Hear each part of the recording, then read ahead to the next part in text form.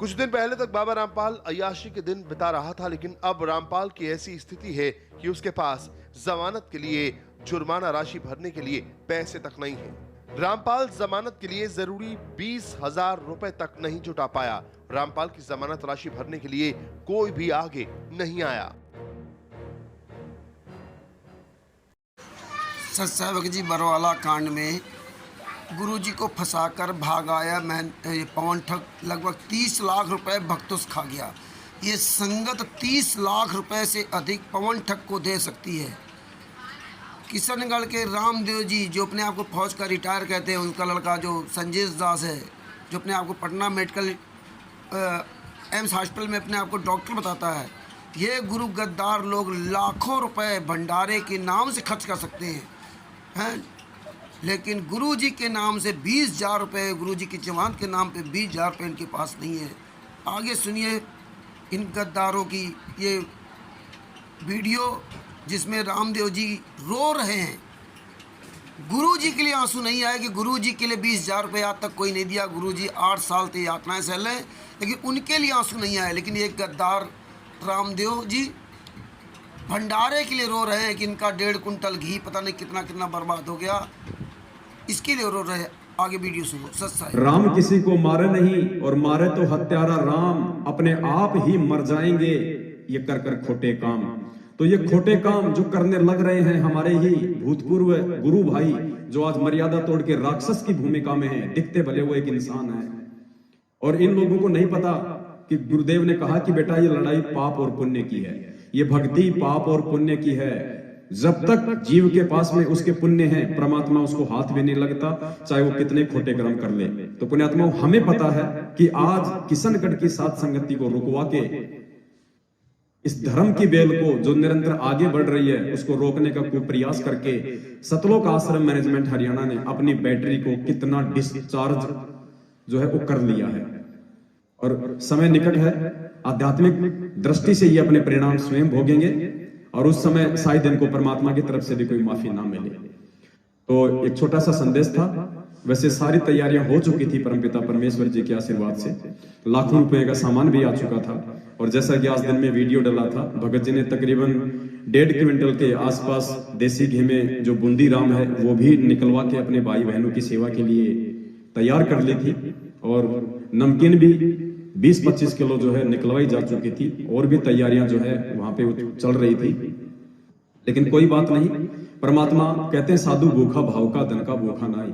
परमात्मा ने अपने सत्सेवक बच्चों के भाव देखने थे, वो परमात्मा ने देख लिए। मालिक ने हाजिरी लगानी थी, वो हमारी लग गई।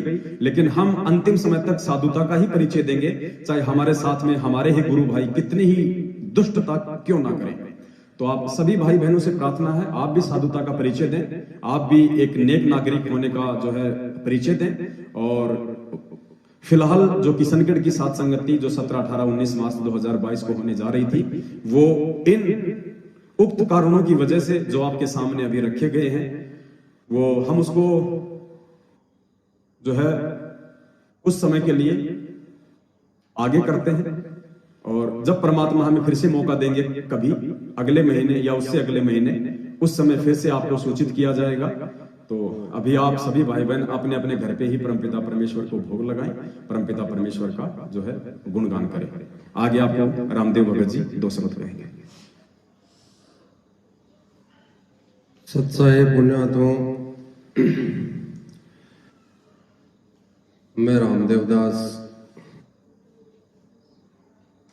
बहुत उमंग और उल्लास के साथ पिछली दीपावली को किशनगढ़ की सात संगति मालिक के श्री चरणों में वंदन करके स्वीकृत करवाई थी। और जितने भी भगत भाई मेरे पास यहाँ आए हैं, सबने मिलजुल के सात संगति की हम जोर शोर से तैयारी कर रहे थे। लगभग सारी तैयारियां हो गई थी। 16 तारीख को पंडाल तैयार होता, सब बुकिंग हो गया था सामान। लेकिन मैं मेरे मुख से उनके लिए कुछ नहीं बोलूंगा, आप सब समझदार हैं। जो भी उन्होंने ये जो कैंसिल करवाने के लिए जो उनमें एक कुबुद्धि उत्पन्न हुई है, उसका उन्होंने जो अंजाम दिया है वो अच्छा नहीं है। मानव समाज में भी ऐसा नहीं होता है जहां आध्यात्मिक में हो रहा है। मनुष्य भी आज हमारा कोई जगत विरोधी नहीं है। हमारे पड़ोसी भी जो मालिक की शरण में नहीं है वो भी बहुत उल्लास में थे। हम भी साथ संगति में जाएंगे, हो सकता है कि हम आपके ज्ञान को सुनकर मालिक की शरण में आ जाएं। उनको भी कल अगर मैसेज मिलेगा तो बहुत ठेस पहुंचेगी। लेकिन हमारे भगत भाई आज देखो किस प्रकार से विरोध कर रहे हैं। मैंने थानेदार जी से आपसे एक अनुरोध किया था, मैं कहा थानेदार साहब, जो मेरे भगत भाई घर छोड़ करके रास्ता तय कर रहे हैं, क्या उनको मैं भोजन भंडारा घर पे दे सकता हूँ? थानेदार जी से सहर्ष से स्वीकार किया, आप दे सकते हैं। इसलिए पुण्यात्माओं, जो भगत भाई अपने घर से चल दिए हैं, सहर्ष किशनगढ़ पहुंच करके मेरे से कांटेक्ट करें और मेरे घर पे आपको मालिक के श्री चरणों में आपको सब कुछ मिलेगा। एक आपके भाई से प्यार मिलेगा। पुण्यात्माओं, जो भी भगत भाई रास्ते में चल रहे हैं, वो 10, 20, 30 जितने भी भगत भाई हैं वो यहाँ आए और एक बार मालिक का भोग प्रसाद अवश्य जरूर लेवें। इसके लिए मैंने थानेदार साहब से अनुमति ली है। और जो भगत भाई अपना घर नहीं छोड़े हैं, वो प्लीज अगले आदेश तक कहीं भी साथ संगति होगी कानूनी तरीके से करेंगे, सोच समझ के करेंगे। तब तक आप अगली साथ संगति का इंतजार करें। मेरी जिंदगी में आज पहली बार इतना दुख हुआ है जितना कभी नहीं हुआ होगा, क्योंकि मेरे बिंद के जो यहाँ परिवार में जो मेरे भाई हैं उससे भी प्यारे आप हो। पुण्यात्माओं, मैं आपको कैसे बयान करूं कि आप साथ संगति कैंसिल करके आप पे क्या बीतेगी जिस प्रकार मेरे में आज हो रहा है। आगे आप सब समझदार हैं। मेरी तरफ से सत साहिब बंदी छोड़ सतगुरु रामपाल जी भगवान की जय। सत साहिब।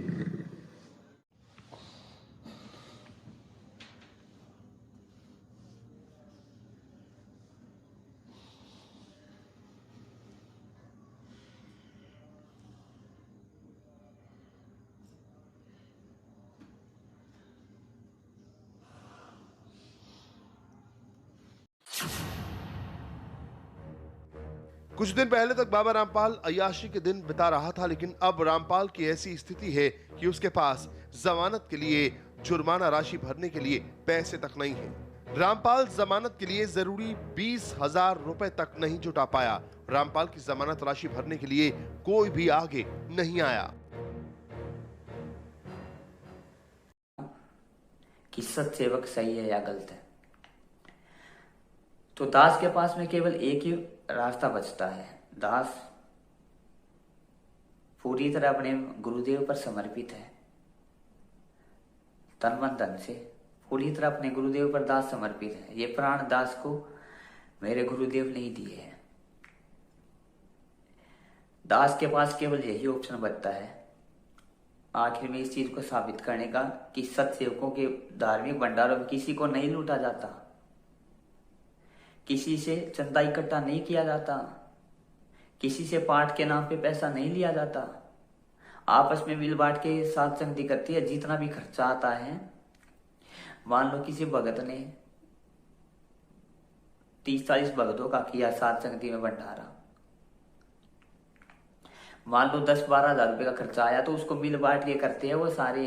1 रुपया ज्यादा लिया जाता, और कई बार तो भगतों से 10-10 रुपये लिए जाते हैं, बस केवल 10 रुपये, ताकि उनका 5वां यज्ञ पूरा हो जाए। तो जिन लोगों ने सत्सेवकों पर इल्जाम लगाए हैं, दास उनको खुला चैलेंज करता है,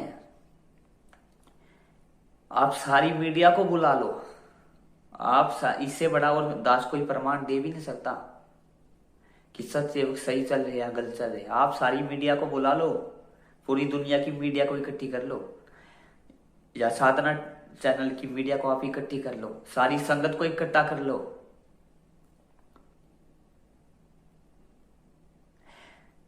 एक जहर की बोतल रख दो बीच में,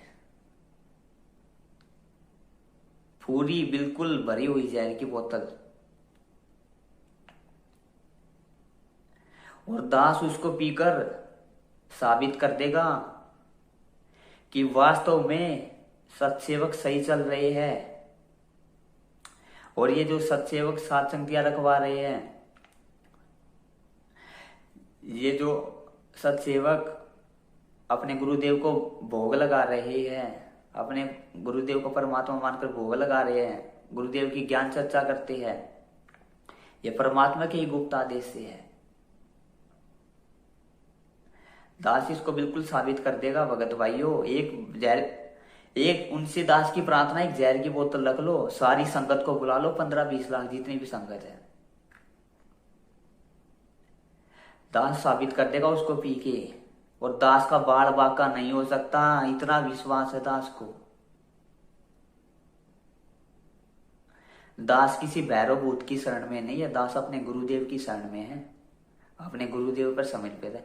दास को इतना विश्वास है, दास का बाल बाका नहीं हो सकता, क्योंकि दास को पता है ये सात संगतियों का आदेश किसका है, ये परमात्मा को भोग लगाने का आदेश किसका है। और उनके पास एक सबूत नहीं मिलेगा आपको सत्संग के खिलाफ, एक छोटा सा सबूत भी कि ये यहाँ पर गलत है, यहाँ पर इन्होंने लूटा, एक भी सबूत देख लो भगत भाइयों। सारी संगत को इकट्ठा करवा लो, एक जहर की बोतल रख लो, दास पूरी की पूरी बोतल पी जाएगा, और दास का बाल बाका नहीं होगा, यहां तक दास को विश्वास है। अगर दास मर्यादाओं में होगा तो दास का बाल भी बाका नहीं हो सकता, इतना दास को अपने गुरुदेव पे विश्वास है।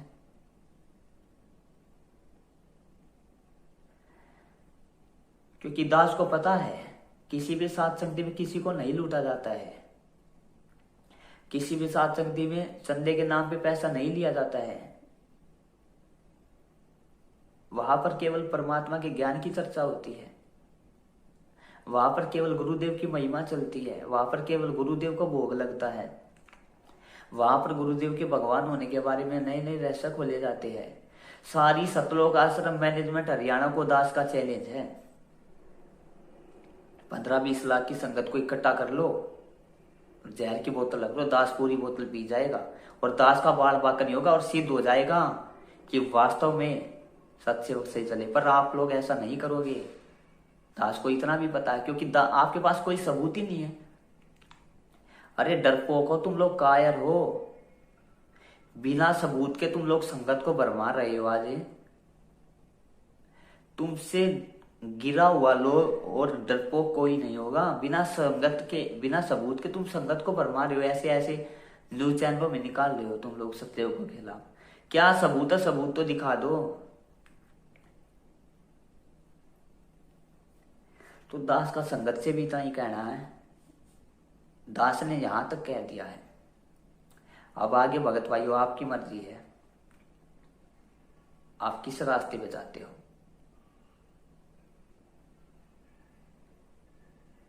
सत साहिब बंदी छोड़, सतगुरु रामपाल जी भगवान की जय। सच्चा भगत जी, ये सब गद्दार, ये राहुल दास तो फोने काट के भाग गया, ये सब गद्दार लोगों को केवल अपने स्वार्थ दिखाई देता, गुरु जी को मतलब नहीं। ये गद्दार लोग भंडारा के नाम से भक्तों को बुलाएंगे, फिर उन्हीं से 10-10, 12-12 हज़ार रुपये यानी कि भंडारे का पूरा खर्चा वसूल करेंगे। 10-10 रुपये के नाम से पहले ये वो रखते थे, गोलक रखते थे। जब देखा उसमें पैसे कम आने लगे तो इन्होंने गोलक हटा दी, कि गोलक में पता लगा कोई 10 डाल रहा, कोई 5 डाल रहा है, और ऐसे पता चल जाएगा कि हाँ कम डाल रहा कि ज़्यादा डाल रहा, इसलिए इन्होंने गोलक हटा दी। गुरु जी की जमानत के लिए 20,000 रुपये किसी का आज तक नहीं हुए और ना हो पाए, लेकिन भंडारे के नाम से लाखों रुपए वहाँ इकट्ठा हो जाते हैं। और ये मूर्ख साथ संगति वाले या अन्य जितने मैंने RSS संजय वाले हैं, ये गद्दार लोग, जीप के चटोरे लोग, ये लालच जिसे रामदेव जी जैसे लोग देसी घी के हलवा, राम की बूंदियाँ ये सब दिखाते हैं, तो ये लालच में वहाँ हरामखोर खाने के लिए पहुँच जाते हैं। धिक्कार है तुम जैसे लोगों को। ये देख लीजिए भगत जी। सच साहेब जय हो, बंदी छोड़ बंदी चोर परमेश्वर सदगुरु संत रामपाल जी महाराज की जय हो। परमात्मा से प्यारी आत्माओं को कानपुर से रामचंद्र दास को सच साहेब। भगत भाइयों, बहुत दिन से दास सुन रहा था, कहीं पवन ठग चैलेंज दे रहा, कहीं राहुल चैलेंज दे रहा, कहीं कोई चैलेंज दे रहा। तो दास ने सोचा कि आज इन सब के चैलेंजों का जवाब परमेश्वर के दिए हुए तत्व ज्ञान के आधार से देना अब जरूरी हो गया। तो भगत भाइयों, ये काल के दूत पवन ठग या राहुल वगैरह जो चैलेंज देते हैं, वो कहते हैं मैंने RSS वाले 15-20 लाख संगति के सामने हमें बुलाएं, वहाँ फिर आऊँगा, फिर हम अपनी बात कहूँगा, और फिर मुझे कोई अगर दोगला या गलत साबित कर देता है तो मैं गर्दन कटवा दूंगा, मेरे सर में कीड़े पड़े। मैं गुरु जी के चरणों की सौगंध खाकर कहता हूँ, मेरी एक एक बात सच्ची है, और जहर की बोतल पीऊँगा। आदि याद की तरह नाना प्रकार के नाटक करके ये भोली सात संगतियों को या भक्तों को मूर्ख बना रहे। लेकिन ये जो संगत वाले, जो सात संगति वाले, जिस पवन ठग काल दूत के चंगल फंसे हुए हैं, ये लोग जवाब नहीं करते कि भैया मैंडेट RSS वाले बुलाएं अथवा ना बुलाएं, आप क्यों नहीं बुलाते? आप सारी संगत को बुलाओ ना, कि सारी संगत यहाँ आवे। ये पवन ठग सारी संगत को बुला रहा है, जयपुर में या जहाँ भी हो, और वहाँ मैंडेट RSS वाले कानपुर का रामचंद्र दास, अरविंद दास, रणजीत दास, हरीश दास, शशभूषण दास जी आदि सब लोग वहाँ आएंगे। और आने के बाद आमने सामने बात होगी।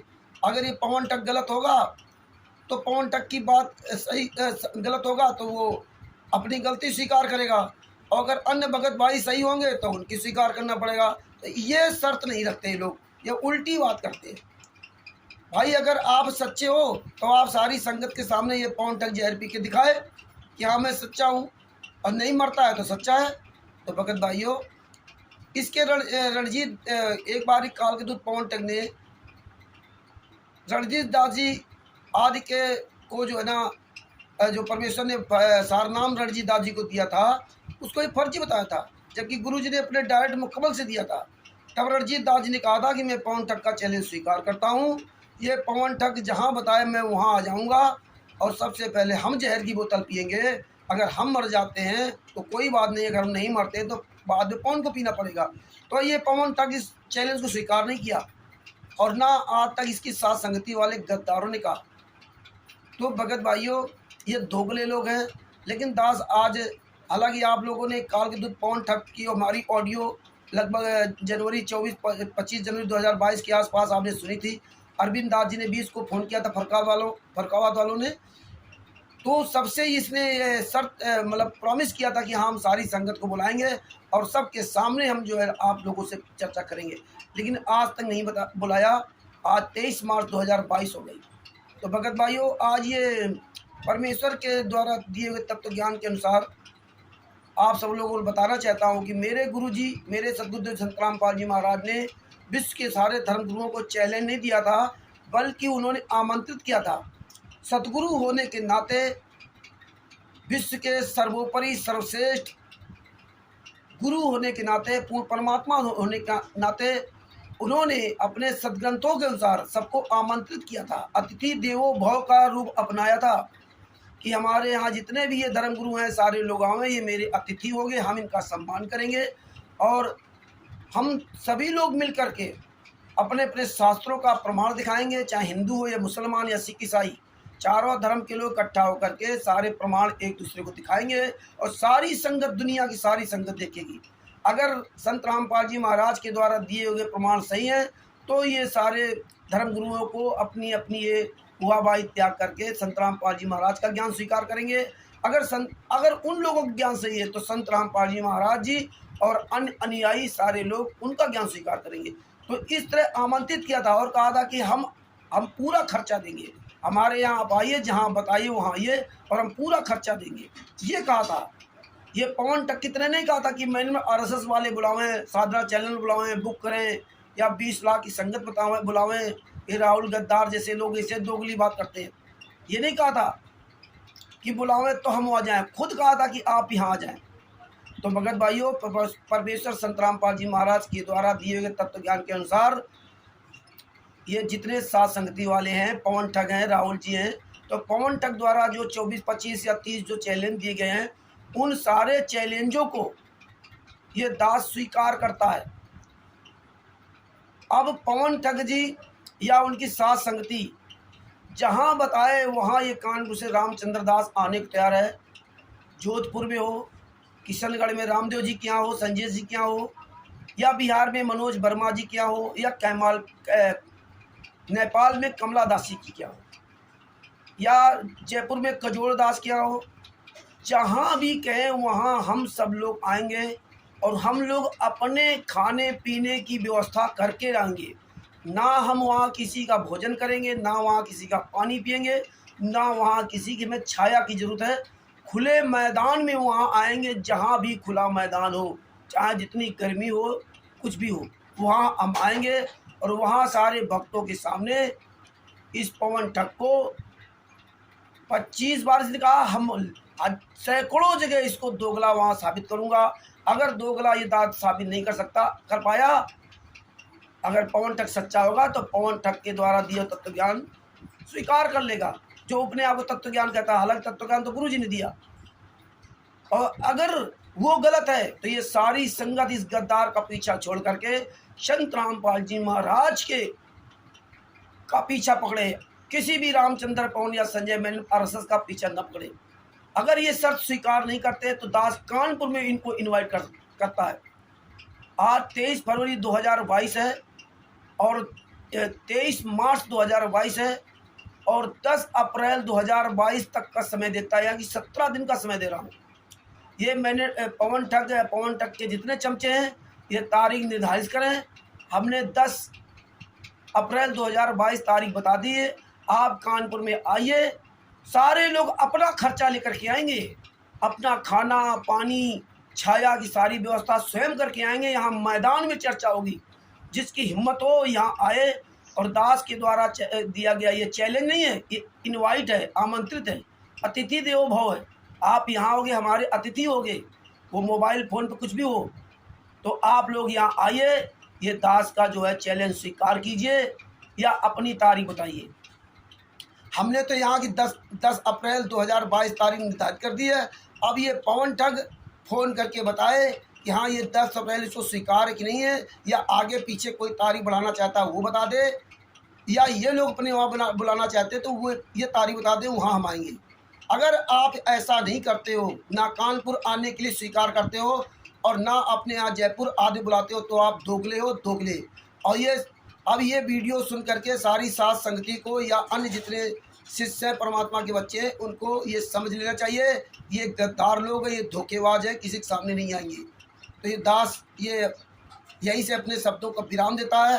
दास ये पवन ठग और सात संगति के द्वारा समय निर्धारित करने या कानपुर आने की जो उनकी जो है सलाह है, या उनके द्वारा हमें अगर बताया जा रहा तो उसका मैं उनके मतलब जो आदेश का इंतज़ार कर रहा हूँ। सत साहेब जय हो। बंदी छोड़ की, बंदी छोड़ पूर्ण परमेश्वर सतगुरु संत रामपाल जी महाराज की जय हो।